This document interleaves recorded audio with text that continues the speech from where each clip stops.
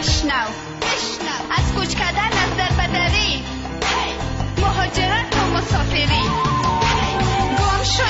شدیم دور دنیا گم شدیم جنگ آمد همگی را بیرون از وطن کشید ما خورده بودیم روی ما کفن کشید شروع شد آوارگی شروع شد بیچارگی وقتی خانه بدوشی وقتی یکن پارگی مرمی و راکت و توپ هر طرف ما بارید گندم ما در گرفت درختهای ما خشکید گریان از خلق گذشته از مرزها و حسرت گذشته مثل پرنده بی بال و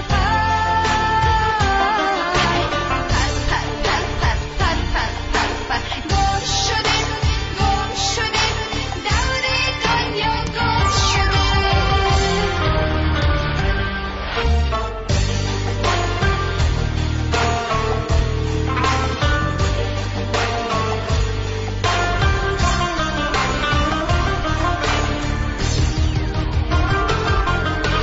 در ملکای بیگانه دخل ما گوشمالی شد مامور و مدیر ما مزدور و جوالی شد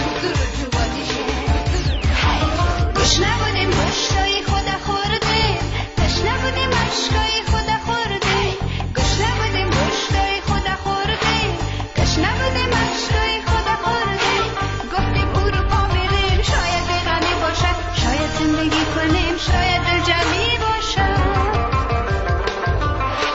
دکمهای مجیری مانده پوسیدیم وطن دخل دیدیم خاکایش بوسیدیم در وطن پاچایی بود همه خوشحال از روی چه شدیم ما در اینجا خوشخواب شوی و مادر شوی I don't know oh my god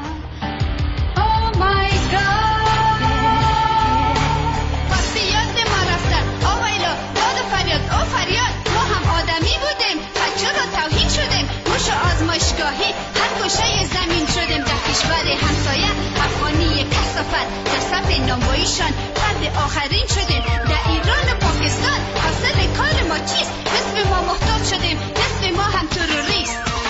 اما ما امیدوار هستیم ما در از همین روز هم دست ما ظلم بالای کودک و زن بس دست ریالاش ماندن بس گم شدیم دور دنیا گم شدیم بعد از این نه اروپا نه ایران و پاکستان یا همیشه در زندان یا همی افغانستان